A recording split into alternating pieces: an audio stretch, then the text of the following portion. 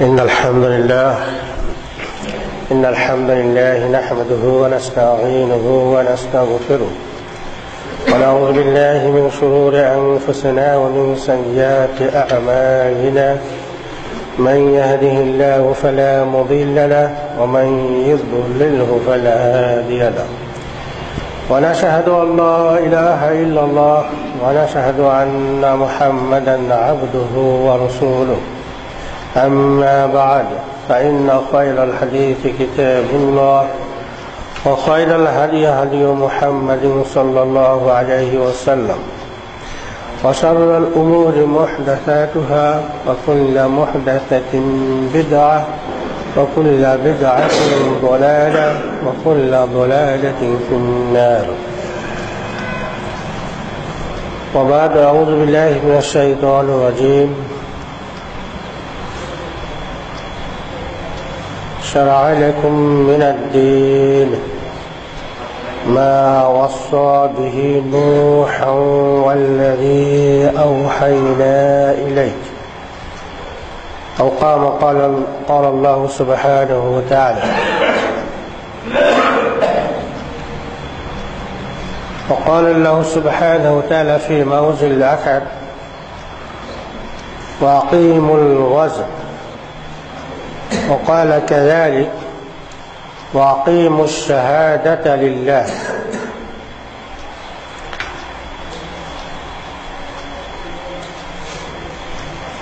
সম্মানিত মুসলিয়ান কিরাম, আজকে আমরা গুরুত্বপূর্ণ একটি বিষয়ের উপরে খুতবাতুল জুমা প্রদান করব ইনশাআল্লাহ। বিষয়টি হলো বাংলাদেশে দিন কায়েম রয়েছে কি? আমরা গত শুক্রবার একটি সেমিনার করেছিলাম এই বিষয়টির উপরে। সেই সেমিনারে বহু মানুষ উপস্থিত ছিলেন। আমরা তাদের কাছে প্রশ্ন রেখেছিলাম বাংলাদেশে দিন কায়েম আছে কিনা। তারা সবাই এক বাক্যে বলছিলেন যে বাংলাদেশের দিন কায়েম নেই। আপনারাও সম্ভবত এটারই বিশ্বাসও করবেন মনে হয়, নাকি বিপক্ষে তো আছেন? আমরা ওই দিন সব ব্রাদারকে পেয়েছিলাম যারা আমাদেরকে বলেছিলেন যে বাংলাদেশের দিন কায়েম নেই। আমরা আজকে এই বিষয়টি আজকের খুতবাতুল জুমায় বিশ্লেষণ করব ইনশাআল্লাহ সুবহানাহু ওয়া তাআলা। বাংলাদেশের দিন কায়েম আছে না নেই, এটিকে আমাদের জানা দরকার কিনা। এই বিষয়ের সাথে জড়িত কয়েকটি শব্দ, একটি হলো বাংলাদেশ, আরেকটি হলো দিন, আরেকটি হলো কায়েম। বাংলাদেশ তো আমাদের অপরিচিত কোনো বিষয় নয়। যে মাটিতে, যে ভূখণ্ডে দাঁড়িয়ে আমরা কথা বলছি, এটির নাম বাংলাদেশ। আর কায়েম বলতে এবং দিন বলতে কি বোঝায়, আমরা এই বিষয়টা গুরুত্ব সহকারে দেখবো ইনশাআল্লাহ। এই কথাটা এই জন্যই আসছে যে আল্লাহ রাব্বুল আলামিন আল কোরআনুল কারীমে বিভিন্ন জায়গায় তিনি আকিমু শব্দটি ব্যবহার করছেন। যেমন তিনি সূরাতুশ শূরা 13 নম্বর আয়াতে বলছেন আন আকিমুদ্দিন, তোমরা দিন কায়েম করো। প্রশ্ন থেকে যাচ্ছে যে আমরা এই ধরনের আকীদা ও বিশ্বাস পোষণ করে থাকি। কায়েম অর্থ হলো সমাজে এমন একটি জিনিস প্রতিষ্ঠিত হওয়া যেটার উপরে রাষ্ট্র প্রভাব রয়েছে। রাষ্ট্রের যদি প্রভাব না থাকে, রাষ্ট্র থেকে যদি কোনো কাজ প্রতিষ্ঠিত না হয়, তাহলে সেটা আর কায়েম না। এই যে ব্যাখ্যাটি আল কোরআনের ক্ষেত্রে এবং হাদিসের ক্ষেত্রে, এটা আসলে কতটুকু যুক্তিযুক্ত এবং প্রমাণিক আমরা আমাদের আলোচনায় সেটাও নিয়ে আসবো ইনশাআল্লাহ। অথবা আমাদের আলোচনায় এটাও পুরস্কৃত হবে কতটুকু এটা সঠিক। চলো আমরা এই মর্মে পবিত্র কোরআন এবং হাদিসের মূল যে বিষয়গুলো আছে এগুলো আমরা আপনাদের সামনে উপস্থাপন করার প্রয়াস পাবো ইনশাআল্লাহ। প্রথম চলুন দিন বলতে কি বোঝায়। দিন বলতে এর ব্যাপক যে অর্থ আমরা সেদিকে যাব না, আমরা এর ব্যাখ্যা নিতে যাচ্ছি, পরিচয় নিতে যাচ্ছি যিনি আমাদেরকে দিন দিয়েছেন তার কাছ থেকে, তথা আল্লাহ রাব্বুল আলামিন আমাদেরকে দিন দিয়েছেন, তাই না? এবং এই দিনের প্রচার এবং প্রসারের জন্য যুগে যুগে কাল ক্রমে অসংখ্য নবী এবং রাসূলদেরকে আল্লাহ প্রেরণ করছেন।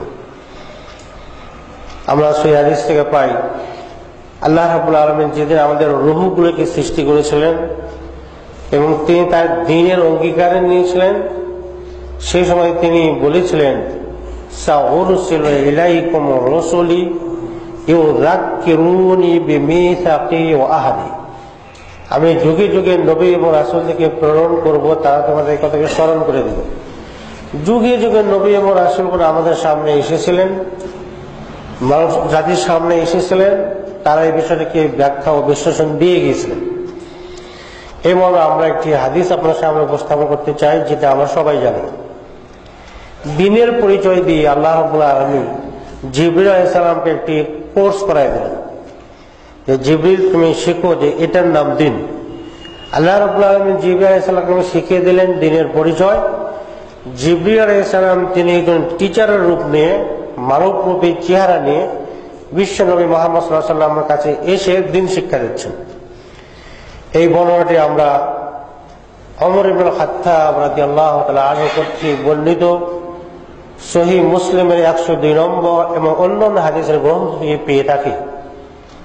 হাদিসটি এভাবে বর্ণিত হচ্ছে যে আমরা একদা রাসূলের কাছে বসেছিলাম, হঠাৎ এই যে তলা আলাইনা রাজুল, হঠাৎ করে একজন মানুষ আসলেন যার পোশাকগুলো খুবই সুন্দর, আমরা তাকে চিনতে পারতেছি না, এবং তিনি যে একজন মুসাফির মানুষ তাও বুঝতে পারতেছি না। আমরা যদি তাকে চিনি তাহলে তো আমরা চিনলাম যে উনি অমুক ব্যক্তি, কিন্তু আমরা যদি বলি সে মুসাফির মানুষ, তাহলে মুসাফির মানুষের তো কিছু ধরন আছে, তার পোশাক ময়লা হবে, পোশাক অপরিচ্ছন্ন হবে, ধুলায় দূষিত চেহারা হবে, এমন একটিও না। আমরা একদিকে তাকে চিনি না, অপরদিকে তিনি যে একজন মুসাফির মানুষ এইটাও আমরা বুঝতে পারতেছি না। তিনি সরাসরি রাসূলকে এসে জিজ্ঞাসা করতেছেন, ইয়া মুহাম্মদ সাল্লাল্লাহু আলাইহি ওয়াসাল্লাম আখবিরনি আনিল ইসলাম, আপনি আমাকে ইসলাম সম্পর্কে বলুন, ইসলাম কাকে বলে।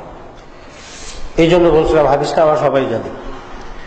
আল্লাহ রাসূল ইসলামের পরিচয় দিয়ে দিলেন, আন তাশহাদা আল্লা ইলাহা ইল্লাল্লাহ ওয়া আন্না মুহাম্মাদার রাসূলুল্লাহ ওয়া তুকিমাস সালাহ ওয়া তুতিজ যাকাহ ওয়া তাসুমা রমাদান ওয়া তাহজ্জাল বাইত ইন ইসতাতা ইলাইহি সাবিলা।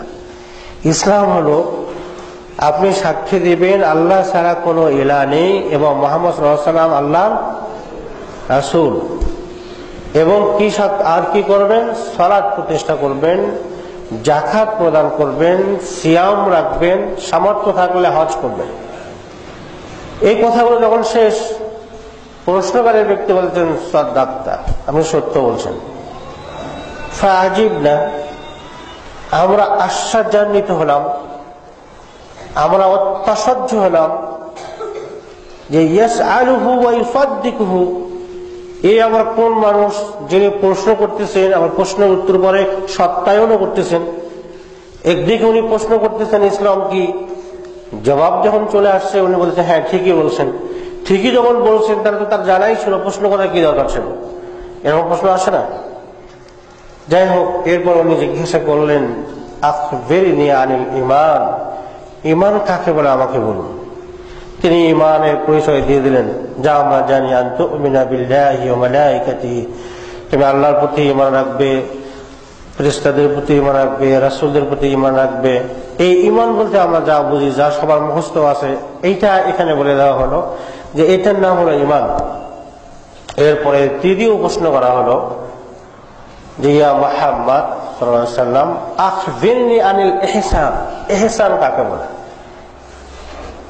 সুন্দর রূপে কোন কাজ পরিচালনা করা, এটা বলতে কি বোঝায় ইসলামে। আল্লাহ রাসূল জবাব দিলেন, আন তা'বুদুল্লাহ কাআন্নাকা তারা, তুমি এমন ভাবে আল্লাহর ইবাদত করছো যেন তাকে দেখছো, আর মানুষের দেখতে পাবে না। যখন তুমি দেখতে পাচ্ছ না তখন এমন ভাববে যে তিনি তোমাকে দেখছেন। তিনি যখন তোমাকে দেখছেন তাহলে তোমার কাজটা কত সুন্দর হওয়া উচিত, কত একনিষ্ঠ হওয়া উচিত, কত ভালো হওয়া উচিত। এইভাবে ভালোভাবে কাজ করার নাম হলো কি ইহসান। এইভাবে প্রশ্ন উত্তর চলতে থাকলো। কিয়ামত সম্পর্কে জিজ্ঞাসা করা হলো, তিনি বললেন যে আমি প্রশ্নকারীর চেয়ে এই বিষয়ে বেশি জানি না। বললেন কিয়ামতের আলামত সম্পর্কে কিছু বলুন। উনি কিছু কিয়ামতের আলামতের কথা বললেন। হাদিসের শেষে লোকটি যখন চলে যাচ্ছিলেন, আল্লাহ রাসূল বললেন, ইয়া উমর, হাল তাদরি মানিস সাইল, তুমি কি জানো এই প্রশ্নকারীটি কে? এই যে একজন লোক আসলেন, এভাবে বসলেন, এভাবে আমাকে জিজ্ঞাসা করলেন, এরপর যে চলে গেল, এই লোকটিকে তুমি কি চেনো? বলছে না, আল্লাহ এবং তার রাসূল ভালো জানেন, আমরা চিনি না। আল্লাহ রাসূল তার পরিচয় দিয়ে বলতেছেন, হাযা জিবরিল আতাকুম ইউআল্লিমুকুম দীনাকুম। ইনি হলেন জিবরিল আলাইহিস সালাম। তিনি তোমাদের কাছে এসেছিলেন তোমাদের দ্বীন শিক্ষা দেওয়ার জন্য। সুবহানাল্লাহ। ইনি হলেন জিবরিল, আতাকুম ইউআল্লিমুকুম দীনাকুম। তিনি এসেছিলেন তোমাদেরকে তোমাদের দ্বীন শিক্ষা দেওয়ার জন্য। তাহলে এই হাদিস সহিহ মুসলিমের 102 নম্বর এই হাদিস থেকে দ্বীনের পরিচয় আমরা কি পেলাম? যে দ্বীন বলতে নির্দিষ্ট কোনো একটি কাজের নাম না, দ্বীন একটি ব্যাপক একটি বিষয়। এই হাদিস থেকে আমরা পেলাম যে ইসলাম, পুরা ইসলামটা দ্বীন, পুরা ইমানের বিষয়গুলো কি দ্বীন, ইহসান দ্বীন, এবং কি কিয়ামতের আলামত দ্বীনের অন্তর্ভুক্ত। এবং একজন মানুষ তার তাকদীরে বিশ্বাস করবে, আখিরাতকে বিশ্বাস করবে, কবরকে বিশ্বাস করবে, সে আবার পুনর্জীবিত হবে এটাকে বিশ্বাস করবে, জান্নাত আছে জাহান্নাম আছে এটাকে বিশ্বাস করবে। এগুলো হলো দ্বীনের মধ্যে অন্তর্ভুক্ত। এই সংজ্ঞা প্রদান করলেন কে? স্বয়ং জিবরিল আলাইহিস সালাম বিশ্ব নবী মুহাম্মদ সাল্লাল্লাহু আলাইহি সাল্লামকে। কারণ এই হাদিসের শেষেই বলে দেওয়া হলো যে ইনি হলেন জিবরিল, আতাকুম ইউআল্লিমুকুম দীনাকুম। তিনি হলেন জিবরিল, তোমাদের কাছে আসছিলেন। কোথায় থেকে আসছিলেন? আল্লাহর কাছ থেকে দ্বীন শিখে এসেছিলেন, এবং এই দ্বীন শিক্ষা দিলেন বিশ্ব নবী মুহাম্মদ সাল্লাল্লাহু আলাইহি সাল্লামকে। তাহলে আমরা সংক্ষেপে এভাবে বলতে পারি, দ্বীন বলতে ইসলামকে বোঝায়। দ্বীন বলতে আল্লাহকে সাক্ষী দেওয়াকে দ্বীন বোঝায়। দ্বীন বলতে রাসূলকে নবী হিসেবে গ্রহণ করাকে দ্বীন বোঝায়। দ্বীন বলতে সালাত কায়েম করাকে দ্বীন বোঝায়, যাকাত প্রদান করাকে দ্বীন বোঝায়, সাওম বা সিয়াম সাধন করাকে কি দ্বীন বোঝায়, হজের সামর্থ্য থাকলে হজ করাকে দ্বীন বোঝায়। অনুরূপভাবে আল্লাহর প্রতি ঈমান নিয়ে আসা দ্বীন, আল্লাহর ফেরেশতাদের প্রতি ঈমান নিয়ে আসা দ্বীন, তার রাসূলদের প্রতি ঈমান নিয়ে আসা দ্বীন। এভাবে ঈমানের যে মৌলিক যে বিষয়গুলো আছে এগুলোর উপরে ঈমান নিয়ে আসা দ্বীন, ঈমানের শাখা উপশাখাগুলোর উপরে ঈমান নিয়ে আসা কি দ্বীন। এগুলো কি দ্বীনের বিষয়, এগুলো হলো দ্বীন। তাহলে দ্বীন কায়েম বলতে কি বোঝায়? যেহেতু এগুলো দ্বীন, আমাদের বিষয় ছিল বাংলাদেশে দ্বীন কায়েম আছে কি না। বাংলাদেশে দ্বীন কায়েম আছে কিনা আমরা এই হাদিস থেকে দ্বীনের যে সংজ্ঞাগুলো পেয়ে গেলাম, সেটা হলো মূল ইসলামের প্রতিটি বিষয়কে দ্বীনের অন্তর্ভুক্ত। আমরা তো সংক্ষেপে বলি তাহলে কি বুঝবো? ইসলামের মূল যে ইসলামের সব বিষয়গুলো দ্বীনের অন্তর্ভুক্ত। তন্মধ্যে এই হাদিসে আমাদেরকে মৌলিক কিছু দিক নির্দেশনার কথা এখানে বলা হয়েছে। যেমন ইসলামের কথা বলা হল, ইসলামের কথা এখানে কি বলা হয়েছে? ইসলামের 3টি রোকনের কথা এখানে বলা হয়েছে। একটি হলো যে আল্লাহর প্রতি সাক্ষ্য প্রদান করা, দ্বিতীয় রোকন হলো মুহাম্মদ সাল্লাল্লাহু আলাইহি ওয়াসাল্লামের প্রতি সাক্ষ্য প্রদান করা, তৃতীয় রোকন হলো আল আমাল আস-সালিহা, নেক আমল করা। তথা ইসলামের মূল 3টি রোকন রয়েছে। একটি হলো আল্লাহর প্রতি সাক্ষ্য প্রদান করা, দ্বিতীয় হলো রাসূলের প্রতি সাক্ষ্য প্রদান করা, তৃতীয়টি হলো নেক আমল করা। নেক আমলের ভেতরে শীর্ষস্থানীয় কিছু আমলের কথা এই হাদিসে বলা হয়েছে। সেটি হলো কি সালাত, সিয়াম, যাকাত এবং হজ। বাকি আরো অনেক আমল রয়েছে, সে আমলের কথা এখানে নিয়ে আসা হয় নাই। শীর্ষস্থানীয় কিছু আমলের কথা এখানে নিয়ে আসা হয়েছে। তার মানে অন্যান্য আমলগুলো ক্রমান্বয়ে এর অন্তর্ভুক্ত হবে, নেক আমলগুলো এর ভিতরে অন্তর্ভুক্ত হবে। তাহলে আমরা দিন বলতে কি বুঝলাম? আল্লাহকে সাক্ষী দেওয়া, রাসূলকে সাক্ষী দেওয়া এবং ইসলামের যত নেক আমল আছে, আল আমাল সালিহা, প্রতিটি হলো নেক আমল। এরপর আমরা প্রতিটি নেক আমলই হলো কি দিন। এরপর আমরা জানলাম যে ইমানের যে মৌলিক রোকন এবং এর যে শাখা ও প্রশাখা সবগুলো কি দিনের অন্তর্ভুক্ত, এগুলো কি দিনের অন্তর্ভুক্ত। তাহলে দিন বলতে কোনো কিছু বাদ থাকলো? দিন বলতে কোনো কিছু বাদ থাকলো না। তাহলে দিনের মূল যে বিষয়গুলা, এই মূল বিষয়গুলো হাদিসে জিবরিল কিন্তু বর্ণিত হয়ে গেছে। তাহলে আমরা জানলাম এই ব্যাপক একটি বিষয়ের নাম হলো কি দিন, তথা দিন মানে ইমান, দিন মানে তাওহীদ, দিন মানে সালাত, দিন মানে যাকাত, দিন মানে হজ, দিন মানে উমরা, দিন মানে আরো যত বিষয় আছে। দিন মানে আল্লাহর প্রতি ঈমান নিয়ে আসা, দিন মানে ফেরেশতাদের প্রতি ঈমান নিয়ে আসা, দিন মানে রাসূলদের প্রতি ঈমান নিয়ে আসা, দিন মানে কবরের প্রতি, এবার হাসরের প্রতি, জান্নাতের প্রতি, জাহান্নামের প্রতি, সবকিছুর প্রতি ঈমান নিয়ে আসা, এগুলো দিনের অন্তর্ভুক্ত। এখন আমরা দেখব বাংলাদেশে দিন কায়েম আছে কিনা, এটা কি আমাদের বিষয় ছিল কিনা। আমরা সেদিন সেমিনারের কথা বলেছিলাম, ওই সেমিনারে প্রতিটি ভাই বলেছিলেন বাংলাদেশে দিন কায়েম নেই। একমাত্র ব্যক্তি ছিলাম আমি যে এই কথার বিপক্ষে ছিলাম। হ্যাঁ, আজও আমি আপনাদের সামনে বলতে চাবো যে বাংলাদেশে দিন কায়েম রয়েছে। কিভাবে দিন কায়েম রয়েছে চলুন আমি আপনাদেরকে প্রমাণ করে দেখে যাচ্ছি। সালাতের নাম কি দিন না? সালাতের নাম দিন কিনা? এবং এই সংজ্ঞাটা কে দিয়েছে? কোন মনুষ্যের ব্যক্তি পুরুষত্ব মতাদর্শ সংজ্ঞা আমি আপনার সামনে উপস্থাপন করে নাই। দিন গুরুত্বপূর্ণ একটা সাবজেক্ট। দিন ফ্যাকাল্টি আছে, অনুষদ আছে, বিশ্ববিদ্যালয়ের উপরে রিসার্চ হয়, গবেষণা হয়। কোন দার্শনিক পণ্ডিত, কোন দাওয়া বিজ্ঞানী, কোন ইসলামী বিশেষজ্ঞ, তাদের কোন সংজ্ঞা আমি দেই নাই।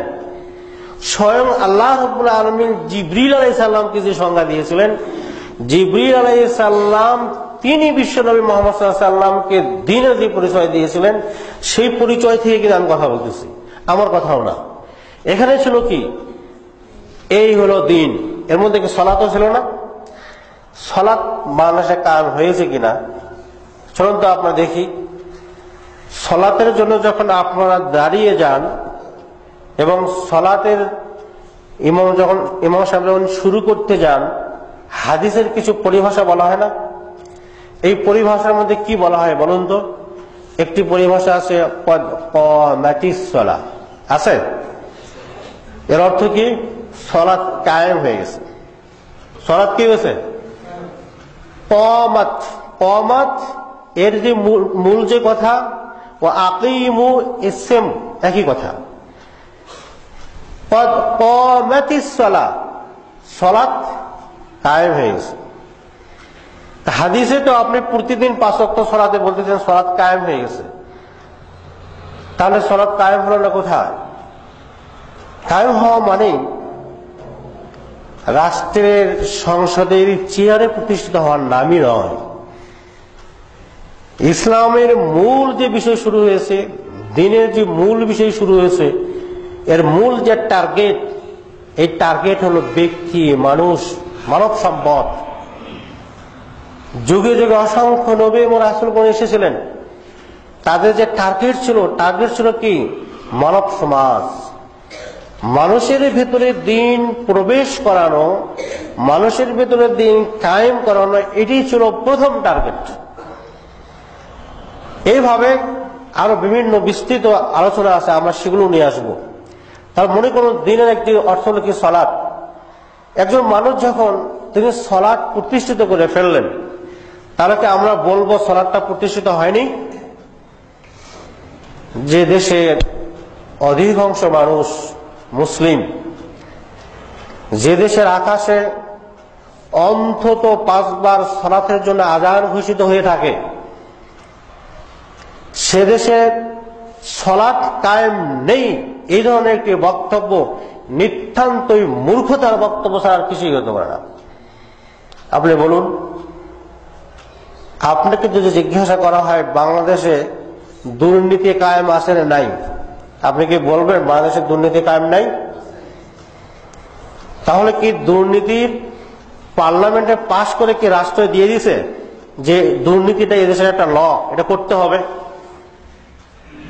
তাহলে এটা বাংলাদেশে কায়েম আছে বলতে কি বাংলাদেশের কতিপয় দুষ্কৃত মানুষ এই কাজগুলো করে এবং এত ভাবে করে যে বিশ্বের বড় বড় রেকর্ডের ভিতরে এই দেশটাও আছে যে দুর্নীতি এখানে আছে। জঙ্গিবাদ নামে বিশাল কথা আছে, বাংলাদেশে কায়েম আছে বলে মন্তব্য করা হচ্ছে, কারণ এ ধরনের কিছু কাজ কিছু ব্রাদাররা করেন বলে মানুষের ধারণা। এভাবে সুদ এই দেশে আছে কিনা, বিভিন্ন জিনিস আছে, এগুলো কিন্তু স্বীকার করা হচ্ছে সমাজে আছে। এগুলো কি রাষ্ট্র থেকে জারি করা আছে? আমি এটা বুঝানোর জন্য আপনাকে কথা বলতেছি। দুর্নীতি কি রাষ্ট্র থেকে জারি করার অর্ডার দেওয়া আছে? এগুলো সমাজে আছে, সমাজে থাকার কারণে এই দেশে আছে। আপনি কথা বলেন, তাহলে এই দেশের কোটি কোটি মানুষ মসজিদে এসে সালাত আদায় করে, তা আপনি কেন বলেন না সালাত এই দেশে কায়েম আছে? দুঃখজনক কথা না এটি? অত্যন্ত দুঃখজনক কথা। এবং কি বিশ্বনবী মুহাম্মদ সাল্লাল্লাহু আলাইহি ওয়াসাল্লাম যখন সালাতে দাঁড়াইতেন তিনি কি বলতেন? আকিমুস সাফা, তোমরা সবকে কায়েম করো, তথা লাইনকে সোজা করো। কি শব্দ আসছে? আকিমু। আকিমু, জি আকিমু শব্দ নিয়ে আমি এত বেশি কথা বলতেছি। সালাতে যখন বিশ্বনবী মুহাম্মদ সাল্লাল্লাহু আলাইহি ওয়াসাল্লাম দাঁড়িয়ে যাচ্ছেন, সহিহ আল বুখারী, তিনি বলছেন কি বলতেন? আকিমুস সাফ, তোমার সব কি করো, কায়েম করো। কারণ আমার পিছনে নবুয়তি মহর থেকে আমি তোমাদের পিছনে দেখতে পাই যে তোমার কি অবস্থায় আছো। তা এখানে মূল যে বিষয়টি হলো, সেই বিষয়টি হলো কি যে আকিমু শব্দের ব্যবহার আল্লাহ রাসূল করছেন। তাহলে এর দ্বারা কি বোঝা গেল? যে সালাত কায়েম হওয়া বোঝাচ্ছে কিনা। কায়েম মানে শুধু রাষ্ট্রে প্রতিষ্ঠিত হওয়ার নাম কায়েম না। একটি ব্যক্তি লাইফে, একটি জাতি লাইফে, একটি সমাজ জীবনে কোন একটি কাজ, চাই সেটি ভালো হোক অথবা মন্দ হোক, ওটি যদি ওই জাতির মধ্যে বিদ্যমান থাকে তাহলে ওইটা কায়েম। কতিপয় মানুষ বিশ্বনবী মুহাম্মদ সাল্লাল্লাহু আলাইহি ওয়াসাল্লামের কাছে একটি প্রোগ্রামে গেলেন, এরপরে তারা রিটার্ন আসতেছেন। রিটার্ন আসার সময় আল্লাহ রাসূল তাদের নির্দেশ দিচ্ছেন যে তোমরা তো বাসায় চলে যাচ্ছ, আকামু ফিহিম, তাদের কাছে থাকিও, ওখানে কায়েম থাকিও। আকামু বলতেছে, আকামু ফিহিম, তাদের মধ্যে তোমরা থাকো, মানে তাদের মধ্যে তোমরা অবস্থান করো। তার মানে কি রাষ্ট্রে যাওয়া লাগবে? তোমার তার মধ্যে কি অবস্থান করিও। তাহলে কি এই শব্দটা প্রতিষ্ঠার ক্ষেত্রে শুধু রাষ্ট্রের সাথে সম্পৃক্ত না, সর্বক্ষেত্রে এর সাথে একটা মিল রয়েছে। এই জন্য ইকামা সৌদি আরবে দেয়, মানে স্থায়িত্ব বা বসবাস করার যে কাঠ, যে অনুমতি, এটাকে ইকামা বলা হয়ে থাকে। আর এখান থেকে আমরা এই জিনিসগুলো জানতে পারি। আরো যদি আমরা অগ্রসর হই তাহলে আমরা জানবো যে আল্লাহ রাব্বুল আলামিন এই কথাটি বিভিন্ন ক্ষেত্রে ব্যবহার করছেন। যেমন তিনি বলছেন আকিমুস সালাহ, তোমরা সালাতকে কায়েম করো। সালাত কায়েম করা মানে বলা হয়ে থাকে যতক্ষণ পর্যন্ত সালাত রাষ্ট্রীয়ভাবে প্রতিষ্ঠিত না হয়েছে ততক্ষণ পর্যন্ত সালাত প্রতিষ্ঠিত হয় নাই। তাহলে এ কথা কি বলা যায় না তাহলে যে আমাদের সালাত তাহলে কারো হয় নাই? যেহেতু রাষ্ট্রই নেই আমাদের সালাতও হয় নাই, এরকম হয় কিনা? আর একটা ভুল অর্থ হয়ে যাবে। আল্লাহ বলছে আকিমুস সালাহ, তোমরা সালাত কায়েম করো। আর সালাত কায়েম কিভাবে হবে? সালাতের যে নিয়ম আল্লাহ এবং তার রাসূল দেখে দিয়েছেন ওইভাবে সালাত শুরু হবে।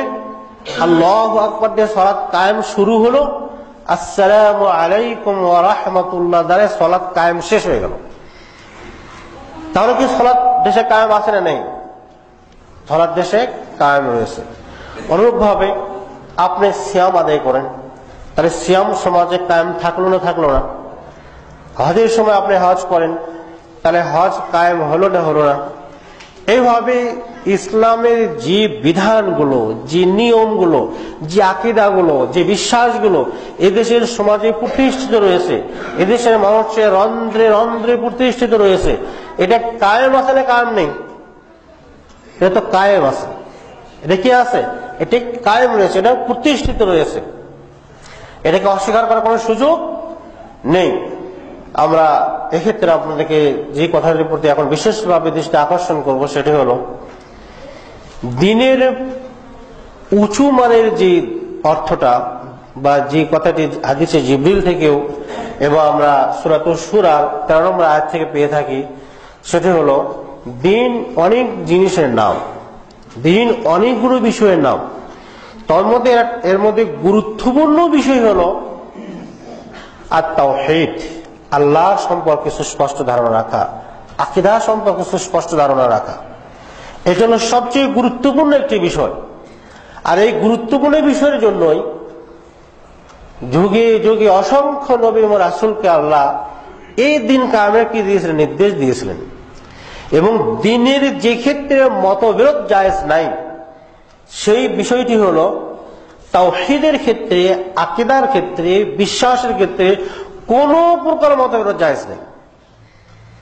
আমরা সালাতে এসেছি, আমরা জুমার সালাতে এসেছি, জুমার সালাত নিয়ে কি মতবিরোধ নেই? মতবিরোধ সহ এই সালাত আল্লাহর কাছে গ্রহণ হতে পারে। একজন ভাই বুকের উপরে হাত বাঁধেন, কেউ নাভির নিচে হাত বাঁধেন। এই জন্য পৃথিবীর কোন মানুষ বলতে পারবেন না যে সালাত আল্লাহর কাছে গ্রহণ হচ্ছে কি হচ্ছে না, তাদের সালাত হচ্ছে না এই কথা কেউ বলতে পারবেন না। কারণ মতভেদ এখানে থাকতেও পারে, কিন্তু আল্লাহ কোথায় আছেন, আল্লাহ কেমন, তার শক্তি, তার কুদরত, তার সিফাত, তার বৈশিষ্ট্য, এই বিষয়ে, এই তাওহীদের বিষয়ে পৃথিবীর কোন মানুষের মতবিরোধের সুযোগ নাই। যুগে যুগে অসংখ্য নবী ও রাসূলগণ এই দাওয়াত দিয়েছেন। তার স্বীকৃতি স্বরূপ আল্লাহ রাব্বুল আলামিন সূরাতুশ শূরা 13 নম্বর আয়াতে বলছেন, শারআ লাকুম মিনাদ-দীন, দ্বীনকে তোমাদের জন্য আল্লাহ কি করে দিয়েছেন? বিধিবদ্ধ করে দিয়েছেন, শরীয়ত করে দিয়েছেন। কোন সেদিন? যে দিনের নির্দেশ আল্লাহ রাব্বুল আলামিন নূহ আলাইহিস সালামকে দিয়েছিলেন। হে রাসূল, ওই দিনের নির্দেশ আমি তোমাকে দিচ্ছি, ওই দিনের নির্দেশ আমি তোমাকে দিচ্ছি। ওয়ামা ওয়াসাইনা বিহি ইব্রাহিম, আর যে দিনের নির্দেশ আমি দিয়েছিলাম ইব্রাহিম, মূসা এবং ঈসা আলাইহিস সালামকে। কি সে নির্দেশ দিয়েছিলাম? আন আকিমুদ্দীন ওয়া লা তাতাফাররাকু ফিহি, তোমরা দিন কায়েম করো, এতে মতবিরোধ করো না। ভাববেন আল্লাহ রাব্বুল আলামিন বিশ্বনবী মুহাম্মদ সাল্লাল্লাহু আলাইহি ওয়াসাল্লামকে বলতেছেন, ইয়া মুহাম্মদ, আমি তোমাকে ওই দিনের নির্দেশ দিচ্ছি যে দিন আমি নূহ আলাইহিস সালামকে দিয়েছিলাম, এবং ওই দিন যে দিনের নির্দেশ আমি দিয়েছিলাম কাকে? ইব্রাহিম, মূসা ও ঈসাকে। কি নির্দেশ দিয়েছিলাম? আন আকিমুদ্দীন, তোমরা দিন কায়েম করো, ওয়ালা তাতাফাররাকু ফি, এতে কোনো মতবিরোধ করো না। কাবুরা আলাল মুশরিকিনা মা তাদউহুম ইলাই, কাফেরদের কাছে যে বড় হয়েছিল, কষ্টকর হয়েছিল তুমি তাদেরকে যেদিকে দাওয়াত দাও। এরপর আয়াতে আরো কিছু অংশ রয়েছে। এই আয়াতে আল্লাহ রাব্বুল আলামিন কি বলতে চাইলেন দেখুন। এখানে উলিল আজমি মিনার রাসূল, শীর্ষস্থানীয় 5 জন রাসূলের কথা বলা হয়েছে। এক, বিশ্বনবী মুহাম্মদ সাল্লাল্লাহু আলাইহি ওয়াসাল্লাম, তার নাম নেই কিন্তু সম্বোধন করা হয়েছে। 2, নূহ আলাইহিস সালাম। 3, ইব্রাহিম আলাইহিস সালাম। 4, মূসা আলাইহিস সালাম। 5, ঈসা আলাইহিস সালাম। এর দ্বারা আল্লাহ বুঝাতে যাচ্ছেন প্রত্যেকটি রাসূলদেরকে, নবীদেরকে এই কাজের নির্দেশ দিয়েছেন। তিনি উলিল আজমি মিনার রাসূল, শীর্ষস্থানীয় 5 জন রাসূলের এখানে কি উল্লেখ করে বললেন যে তিনি আমাদেরকে ওই দিন কায়েমের কথা বলছেন যে আন আকিমুদ্দীন ওয়া লা তাতাফাররাকু ফি, তোমরা দিন কায়েম করো, এতে কি করো না? মতবিরোধ করো না। সমস্ত মুফাসসিরিন কিরাম তার একমত, এই সেদিন যে দিনে কোনো মতবিরোধ চলবে না, যে দিনের নির্দেশ প্রতিটি রাসূলকে দিয়েছিলেন এটি হলো আইয়ুওয়াহিদুল্লাহ, যে আল্লাহর তাওহীদ, একত্ববাদ, ঈমান, আকীদার বিষয়, অন্য কোনো বিষয় না। এবং আমরা যদি এটাকে বিশ্লেষণ করি তাহলে আমাদের কাছে পরিষ্কার হবে যে মুহাম্মদ সাল্লাল্লাহু আলাইহি ওয়াসাল্লাম রাষ্ট্র প্রতিষ্ঠা করতে পেরেছিলেন, আলহামদুলিল্লাহ। কিন্তু নূহ আলাইহিস সালাম কি রাষ্ট্র কায়েম করতে পেরেছিলেন? 950 বছর দাওয়াত দিয়েছিলেন। এরপরে ইব্রাহিম আলাইহিস সালাম তিনি কি রাষ্ট্র প্রতিষ্ঠা করতে পেরেছিলেন?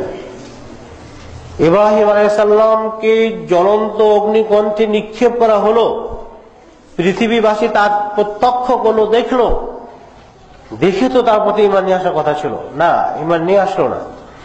অবশেষে ইব্রাহিম আলাইহিস সালাম চলে যাচ্ছেন এই নগরী থেকে, এই এলাকা থেকে, এই ভূখণ্ড থেকে।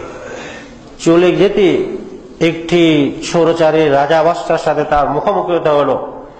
এখান থেকে আমরা একটা জিনিস জানতে পারি যে ইব্রাহিম আলাইহিস সালাম তাদের গোয়েন্দা থেকে বলতেছিল, আমার সাথে ওই মহিলাটি আমার বোন।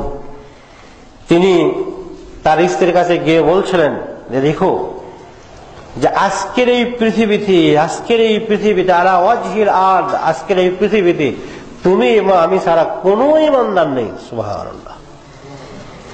তাহলে ইব্রাহিম আলাইহিস সালামের দাওয়াত কত সুন্দর ছিল, অথচ তিনি এবং তার স্ত্রী ছাড়া ওদিন পর্যন্ত পৃথিবীতে আর কোনো মুসলমান ছিল না। আপনি যান মুসা আলাইহিস সালামের জীবনীতে, মুসা আলাইহিস সালাম কত স্পর্শকর এবং কত অলৌকিক ঘটনা প্রদর্শন করে দাওয়াত দিয়েছিলেন। আপনারা জানেন সূরাতুল বাকারা, বাকারা মানে কি? গাভী। গাভী মানে কি? একটি গাভীর একটু অংশ একটু মৃত্যু মানুষকে দিয়ে মুসা আলাইহিস সালাম একটু মৃত্যু মানুষকে জীবিত করলেন। পৃথিবীবাসী সেদিন দেখেছিল যে মুসা আলাইহিস সালাম একটি গরুর একটু মাংস টুকরো দিয়ে আল্লাহর নামে মৃত্যু মানুষকে জীবিত করলেন। তাহলে সে আল্লাহ মৃত্যুর পরে সমস্ত মানুষকে জীবিত করতে পারবেন। বাস্তবে দৃশ্য দেখার পরে ওই দিনের মানুষের ঈমান এনেছিল কি? আমরা এও জানি, মুসা আলাইহিস সালাম যখন আল্লাহর দাওয়াত দেওয়া শুরু করলেন, তাওহীদের দাওয়াত দেওয়া শুরু করলেন, ইকামতের দ্বীনের দাওয়াত দেওয়া শুরু করলেন, তখন তারা বলেই ফেললেন, লান নু'মিনা লাকা হাত্তা নারাল্লাহ জাহরা। মুসা, তোমরা আল্লাহর প্রতি ঈমান নিয়ে আসবো না যতক্ষণ পর্যন্ত আল্লাহকে প্রকাশ্য না দেখিয়েছো। মুসা সাল্লাল্লাহু আল্লাহর কাছে প্রস্তাব করলেন, প্রস্তাব গৃহীত হলো। একদল লোককে নিয়ে যাওয়া হলো একটি জায়গায়, ওরা আল্লাহকে দেখবে। আল্লাহ তার সামান্য বিজলি দিয়ে দিলেন, কি হলো? সমস্ত লোকেরা মরে শেষ হয়ে গেল। মুসা আলাইহিস সালাম তিনি জীবিত হলেন। ওই দেখছেন সর্বনাশ, সব লোক মারা গেছে। মুসা আলাইহিস সালাম আবার দ্বিতীয়বার প্রস্তাব শুরু করলেন, ইয়া আল্লাহ, এই লোকদেরকে মৃত্যু রেখে যদি আমি আমার জাতির কাছে গিয়ে বলি তোমার কথা মানুক, ওরা কেউ আমার কথা মানবে না, এদের জীবিত করে দাও। আল্লাহ সবাইকে জীবিত করে দিলেন। এরপরে কি মানুষ তার কথা মেনেছিল? কি? আমরা এও জানি, মুসা আলাইহিস সালামকে সমকালীন ফিরআউন নানান দিক থেকে নির্যাতন এবং নিষ্পেষণ করেছিল। ফিরআউনের নির্যাতন এবং নিষ্পেষণ থেকে বাঁচার তাগিদে শেষ পর্যন্ত মুসা আলাইহিস সালাম তিনি তার নিজের বাড়ি থেকে পালিয়ে চলে যাচ্ছিলেন। এরপরে আমরা ইতিহাস জানি যে আল্লাহ রাব্বুল আলামিন কি করলেন? নীলনদকে নির্দেশ দিলেন, সে বিশাল পাহাড়ের মতন পানি দাঁড়িয়ে থাকলো এবং মুসা আলাইহিস সালাম তার সাথী কয়েকজন ওই রাস্তা দিয়ে পার হয়ে চলে গেলেন। আর এরপরে যখন ফিরআউন ওই দিক দিয়ে যাচ্ছিল, আল্লাহ রাব্বুল আলামিনকে ইচ্ছে মতন শাস্তি দিয়ে দিলেন। পৃথিবীবাসী তাকিয়ে দেখেছিল কত বড় ঘটনা, যে মুসা আলাইহিস সালামকে নীলনদ পাহাড়ের মতন দাঁড়িয়ে রাস্তা করে দিল, পৃথিবীবাসী অবলোকন করেছিল। এরপরও কি মুসা আলাইহিস সালামের প্রতি ঈমান এনেছিল? তিনি কি দিন কায়েম বলতে যেটাকে বোঝানো হয় এটাকে পেরেছিলেন? না, পারেননি তো। ঈসা আলাইহিস সালাম তো ও কেমন মাত্র মার পেট থেকে বেরোলেন, জাতিকে বলা শুরু করলেন তোমরা আল্লাহর প্রতি ঈমান নিয়ে আসো, এবং কত সুন্দর দাওয়াত দেওয়া শুরু করলেন যে একজন মানুষের পেটের ভিতরে কি খাবার আছে উনি তা বলে দিতেন। সুবহানাল্লাহ। একজন মৃত্যু মানুষকে আল্লাহর নির্দেশে তিনি জীবিত করে বাস্তবতা মানুষকে দেখাই দিতেন।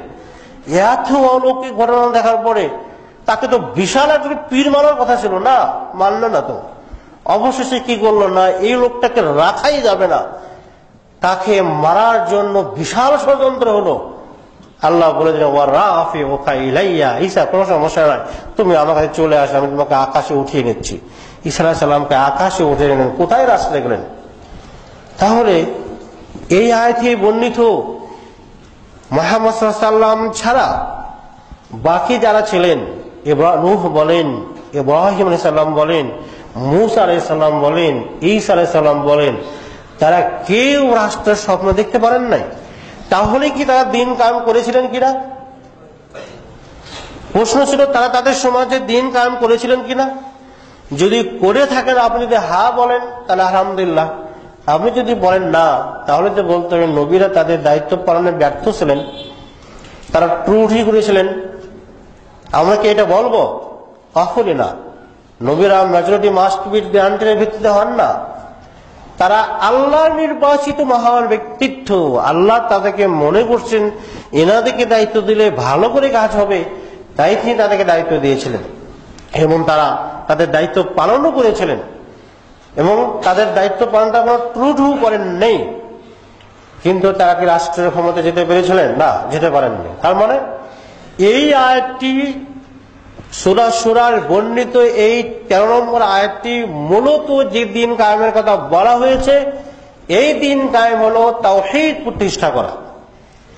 দিন বলতে শুধু তাওহীদই না, আরো অন্যান্য বিষয় আছে যা আমরা পূর্বেই আলোচনা করছি, ওগুলোও আছে। কিন্তু এই আয়াতকে কেন্দ্র করে ব্যাপক একটা অর্থ নিয়ে জাতি আজকে বিভ্রান্তির মধ্যে নিমজ্জিত এবং অর্থ করা হচ্ছে আজকে দিন কায়েম মানে যে রাষ্ট্রের কাঠামোতে ইসলামের রাষ্ট্র প্রতিষ্ঠা করা, এটি হলো দিন কায়েম। আমরা এটা অস্বীকার করছি না, কিন্তু এর অর্থ এটি নয় যে ওই জায়গায় আমরা যেতে পারিনি বলেই দিন কায়েম সমাজে নেই, এটা বলা যাবে না। তথা আমরা আলোচনাকে এভাবে সংক্ষেপ করতে পারি, বাংলাদেশে বহুকাংশে দিন কায়েম রয়েছে, বাংলাদেশে বহুকাংশে দিন কায়েম রয়েছে। সালাত দিন বাংলাদেশে কায়েম রয়েছে, যাকাত দিন বাংলাদেশ কায়েম রয়েছে, হজ দিন বাংলাদেশে কায়েম রয়েছে, ইমানের দিক থেকে দিন কায়েম রয়েছে।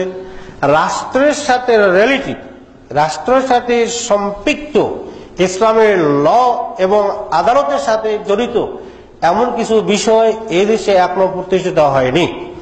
ওইটা যদি প্রতিষ্ঠিত হয় তাহলে আমরা বলবো বাংলাদেশে পূর্ণাঙ্গভাবে দিন কায়েম রয়েছে। আমি বুঝতে পারছি? সেদিন আমরা বলবো বাংলাদেশে এমন একটি সৌভাগ্যবান দেশ যে দেশে পূর্ণাঙ্গভাবে দিন কায়েম রয়েছে। আর যদি ওইগুলি না থাকে তাহলে আমরা কি বলবো? বাংলাদেশের বহুকাংশে দিন প্রতিষ্ঠিত হয়েছে। বাস্তব সত্যকে আপনি উপলব্ধি করার চেষ্টা করুন। রাষ্ট্রের কাঠামো দিন প্রতিষ্ঠা অবশ্যই দরকার, জরুরি, প্রতিটি মুসলিমের চেষ্টা করাও জরুরি কাজ। কিন্তু এর চেয়েও বড় জরুরি হলো মানুষের হৃদয়ের ভিতরে ইসলামের রাষ্ট্র কায়েম করা, মানুষের বক্ষ দেশের ভিতরে ইসলামের রাষ্ট্র কায়েম করা। আর মানুষের হৃদয়ের ভিতরে যে ইসলামের রাষ্ট্র কায়েম করা, সেটাই কি? সেটাই হলো ঈমান। যুগে যুগে অসংখ্য নবী ও রাসূলগণ মানুষের হৃদয়ের ভিতরে সেই আকীদা সৃষ্টি করতে এসেছিলেন। আর এই ক্ষেত্রে কোন মানুষের দ্বিমত করার কোনো সুযোগ নেই। প্রতিটি মানুষকে আল্লাহর পরিচয়ের ক্ষেত্রে, তাওহীদের ক্ষেত্রে, আকীদার ক্ষেত্রে দ্বিমতের কোনো সুযোগ নেই। আল্লাহ হারাম করে দিয়েছেন, ওয়ালা তাতাফাররাকু ফি, তোমরা এই ব্যাপারে কি করো না, দ্বিমত করো না। অথচ মুসলিম মিল্লাত আজকে মতবিরোধ করতে করতে এমন অবস্থায় চলে গেছে, আল্লাহকে নিয়ে মতবিরোধ শুরু হচ্ছে। আল্লাহ আরশে থাকেন না সব জায়গায় থাকেন? আল্লাহ আরশে থাকেন নাকি মানুষের কালবের ভিতরে থাকেন? যত কাল্লা তত আল্লাহ, নাউযুবিল্লাহি মিন যালিক। রাসূলকে নিয়ে মতবিরোধ হতে পারে না। একজন মুসলিম তার আকীদার দিক থেকে 100% পরিচ্ছন্ন হবে। আর এই পরিচ্ছন্নতা দাওয়াত, এইটি হলো মৌলিক দিন কায়েমের দাওয়াত। এই মৌলিক দিন কায়েমের দাওয়াত যদি মানুষের হৃদয়ে প্রতিষ্ঠিত হয়, জেনে রাখবেন এটা একটা এত শক্তিশালী দিন কায়েম। এই দিন থেকে কোন শক্তি মানুষকে, কোন শক্তি কোন মানুষকে তার ঈমান, হৃদয় থেকে ঈমানকে কেড়ে নিতে পারবে না। আপনি ক্ষমতার আসনে বসছেন, আপনাকে বিভিন্ন শক্তি ওই দিনগুলো থেকে টেনে আপনাকে নিচে আনতে পারে। মিশর তার বাস্তব ইতিহাস। 80 বছর পরে ক্ষমতা যাওয়ার পরে কয়েকদিন পরে তাতে বাধ্য করছে নিচে আসার জন্য। এটা হতে পারে, কিন্তু একজন মানুষের হৃদয়ের ভিতরে যদি আপনি নবী এবং রাসূলগণ যে জিনিসগুলো দিয়েছিলেন, যে আকীদা দিয়েছিলেন, যে বিশ্বাস দিয়েছিলেন, এই বিশ্বাসগুলো কি টেনে বের করতে পারবে? পবিত্র কোরআন এবং সহিহ হাদিসকে যারা বিশ্বাস করেন, এমন কোন ব্যক্তিকে হাজার হাজার বার রিমান্ড দিয়ে, ফাঁসি দিয়ে, হত্যা করে শেষ করে দেওয়া হয়, এদের হৃদয় থেকে ঈমানকে কি কোন ব্যক্তি কেড়ে নিতে পারবে? এটা কত শক্তিশালী একটি বিষয়। যুগে যুগে অসংখ্য নবী এবং রাসূল তারা দিন কায়েম বলতে এইটাও বুঝেছিলেন যে ঈমানের এই বিষয়গুলো গুরুত্বপূর্ণ বিষয়, এই বিষয়গুলো জাতির মধ্যে দিতে হবে। এই বিষয়গুলো জাতির মধ্যে দেওয়া যদি হয়ে থাকে, আর এটা যদি একটি জনগোষ্ঠীতে পরিণত হয়, এই জনগোষ্ঠী অনায়াসে বাকি দিনটা তারা কায়েম করতে বাধ্য করবে জাতিকে। তথা এটা নিরুৎসাহিতের কোনো বিষয় নয়। আপনি যদি ইসলামী আন্দোলনের কোনো কর্মী হয়ে থাকেন, তাহলে মানসিকতাকে পরিবর্তন করুন এবং জাতিকে উৎসাহিত করুন। সেটা হলো এই দেশ অনেক অনেক অনেক দিক থেকে গর্বিত দেশ। এই মাটি অত্যন্ত গর্বিত মাটি। এই দেশের মানুষ বিনা বাধায় সালাত আদায় করতে পারে। এই মসজিদে মানুষ পবিত্র কোরআন এবং সহিহ হাদিসের আলোকে সালাত কায়েম করতে পারে, কারো বাধা দেওয়ার সুযোগ নেই। কেন আপনি এই সুযোগকে অবজ্ঞার চোখে দেখবেন? আপনি মানুষ তৈরি করুন, যে দিনের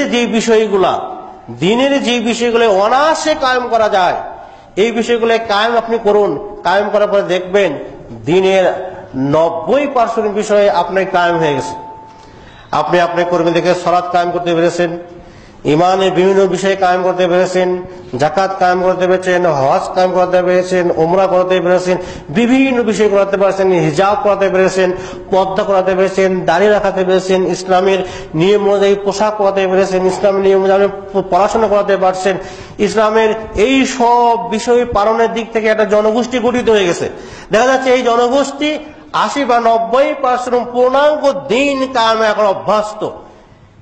এই দেশের 98% মুসলমান যদি তারা দিনের এই দৃষ্টিকোণ থেকে 80 বা 90% দিন যদি এইভাবে কায়েম করে থাকে, তাহলে বাকি 10% বা 7-8% দিনের এই বিষয়গুলো কায়েম করতে গিয়ে বেশি সময় লাগবে?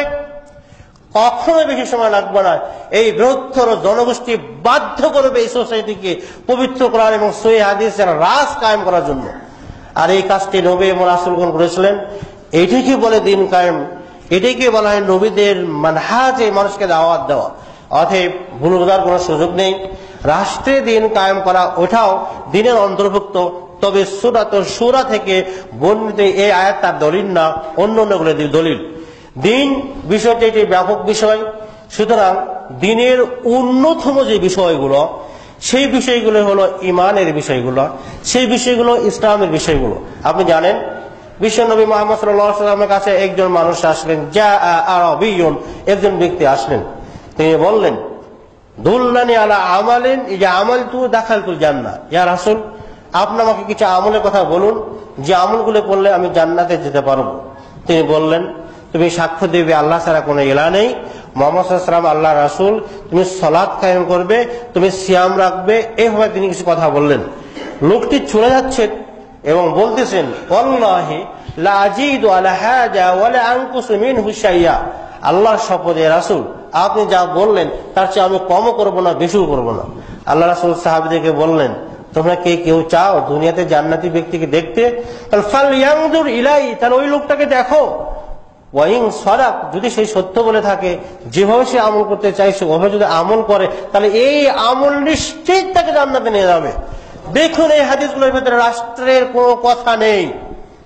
তার মানে রাষ্ট্রকে আমরা অবশ্যই নিচু করে দেখছি না, কিন্তু মৌলিক যে বিষয়, ইসলামের যে মৌলিক বিষয়, ইসলামের যে মূল ঈমানের যে বিষয়, এই ঈমানের বিষয়গুলোর থেকে পরেকার বিষয়গুলো ওইগুলা আমরা বলতে পারি প্রাসঙ্গিক, আনুষঙ্গিক, এ ধরনের বিষয়। মৌলিক যে ঈমানের বিষয়, মৌলিক যে ইসলামের যে বিষয়, যে বিষয়গুলো আমলের মাধ্যমে একজন মানুষ জাহান্নাম থেকে বাঁচবে এবং জান্নাতে যাবে, এই কথাগুলোর ভিতরে কিন্তু এই কথাগুলো নেই। এই হাদিস তার বাস্তব প্রমাণ। অতএব আমরা বলবো আসুন আমরা দিন কায়েমের জন্য আপ্রাণ চেষ্টা চালাই এবং দিনে যে বিষয়গুলো আমরা অনায়াসে প্রতিষ্ঠা করতে পারি ওগুলোর জন্য আমরা শপথ গ্রহণ করি যে আমরা এই দিনগুলো আমরা প্রতিষ্ঠিত করি। আপনি যদি আপনার বাড়িতে হিজাব করেন, সহিভাবে পর্দা করেন, এই পর্দার জন্য কোনো র্যাব, কোনো পুলিশ আপনাকে ধরতে যাবে না, যাবে? কোনো আইন নাই দেশে যে আপনাকে এই জন্য বাধাগ্রস্ত করতে পারে। এভাবে অনেক বিষয় আছে যেগুলো আমরা করতে পারি এবং বাকি যে বিষয়গুলো আমরা করতে পারি না, যেটা আমাদের শক্তি নাই, ওইটার জন্য আপনি অপেক্ষা করেন এবং এই কাজগুলো, যে কাজগুলো আপনি করতে পারেন, এই কাজগুলো বেশি করে করেন। দেখবেন সোসাইটি তৈরি হলে জনমত সৃষ্টি হবে, মানুষ একসময় ওগুলোকে আমলের জন্য কি মানুষকে বাধ্য করবে, সমাজকে বাধ্য করবে, দিন প্রতিষ্ঠিত হয়ে যাবে ইনশাআল্লাহ। অতএব দিন বলতে আমরা শুধু এটাই বুঝবো না, দিন মানে শুধু তাওহীদ না, এটাও ঠিক না। দিন মানে শুধু রাষ্ট্র কায়েম করে না, এটাও ঠিক না। দিন মানে তাওহীদ, দিন মানে সালাত, দিন মানে হজ, দিন মানে উমরা, দিন মানে ইসলামের বিভিন্ন বিষয়ের নাম দিন। সুতরাং দিনের যে বিষয়গুলো আমরা কায়েম করতে পেরেছি তা আমরা অবশ্যই বলবো আমরা দিনে এই দিনগুলো কায়েম করতে পেরেছি। তবে রাষ্ট্রের পর্যায়ে আমরা দিন এখনো কায়েম করতে পারি নাই। রাষ্ট্রের পর্যায়ে যদি ওটাও কায়েম হয়ে যায় তাহলে আমরা বলবো দিন আজ পূর্ণাঙ্গভাবে প্রতিষ্ঠিত হয়েছে। অর্থাৎ পূর্ণাঙ্গভাবে প্রতিষ্ঠিত হয়নি বলেই আমরা বলবো না যে বাংলাদেশে দিন নেই। এ ধরনের বক্তব্য অবশ্যই নিতান্তই ভুল, নিতান্ত অনর্থক কথা। এগুলো থেকে অবশ্যই আমাদেরকে দূরে থাকতে হবে এবং বুঝতে হবে। আল্লাহ রাব্বুল আলামিন আমাদের সবাইকে পবিত্র কোরআন এবং সহিহ হাদিসকে বোঝার তৌফিক দান করুন, আমিন।